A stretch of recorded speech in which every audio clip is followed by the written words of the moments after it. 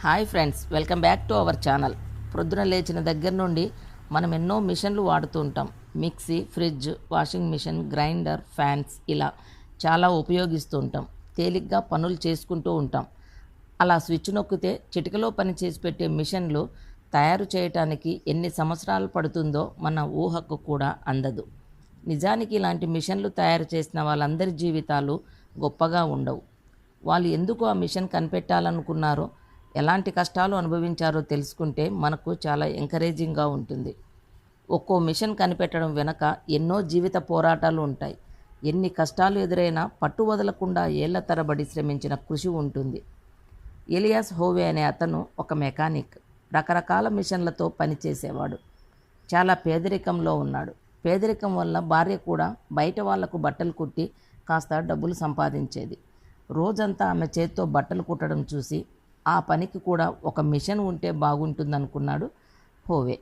తానే తయారు చేయాలని ప్రయత్నాలు మొదలుపెట్టాడు. ఎన్నో ప్రయత్నాలు విఫలమైన పట్టు వదలకుండా చేశాడు. హోవే తయారు చేసిన లాక్ స్టిచ్ మోడల్ బేసిక్ కుట్టు మిషన్ మోడల్గా పేరు తెచ్చుకుంది. ఇప్పటికీ కుట్టు మిషన్లోని 3 ప్రధాన భాగాలు: సూది మొన దగ్గరే రంధ్రం ఉండడం, కింద ఇంకో దారాన్ని పంపించే షటిల్ దారం ఆటోమేటిక్గా రావడం హోవే చలవే. అసలు సూదికి దారం ఎక్కించే రంధ్రం ఎక్కడ ఉండాలన్నది తెలుసుకోవడానికే అతను చాలా శ్రమపడ్డాడు. ఏమి చేయాలో తోచక విసిగిపోయాడు. పడుకున్నప్పుడు అన్ని మిషన్కు సంబంధించిన కలలే వచ్చేవి. అలా ఒక కల వచ్చిందంట. అందులో చెప్పిన గడువు లోపల మిషన్ తయారు చేయనందుకు రాజు మరణశిక్ష విధించాడు. చంపడానికి వస్తున్న భటుల చేతిలో బల్లెం కనిపించిందట.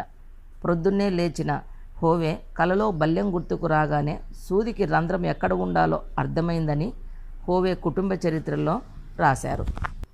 తాను కనిపెట్టిన కుట్టు మిషన్కి 1846లోనే పేటెంట్ తీసుకున్నాడు హోవే. కొంతమంది తన మోడల్ ఆధారంగా కుట్టు మిషన్ తయారు చేసి అమ్మడాన్ని చూసి వారి మీద కేసు పెట్టి గెలిచాడు. తనకి పేటెంట్ ఉండబట్టి గెలిచాడు హోవే. అందరి నుండి పెద్ద మొత్తం పేమెంట్ తీసుకోగలిగాడు.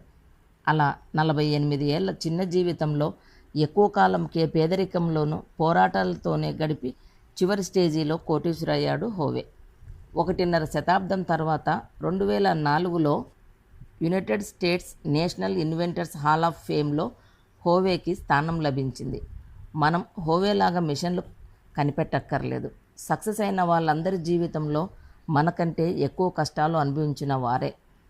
ఏపీజే అబ్దుల్ కలాం కష్టతరమైన పరిస్థితుల్లో జన్మించి శ్రమతో భారతదేశానికి గొప్ప శాస్త్రవేత్తగా నిలిచారు. నమ్మకం, కృషి ఉంటే ఏదైనా సాధ్యమే అని నిరూపించారు. మహాత్మా గాంధీ అహింసా మార్గాన్ని అనుసరించి భారతదేశ స్వాతంత్ర పోరాటంలో విజయాన్ని సాధించారు. పట్టుదల, నిజాయితీ, ధైర్యం ఉంటే విజయం ఖాయమని చూపారు.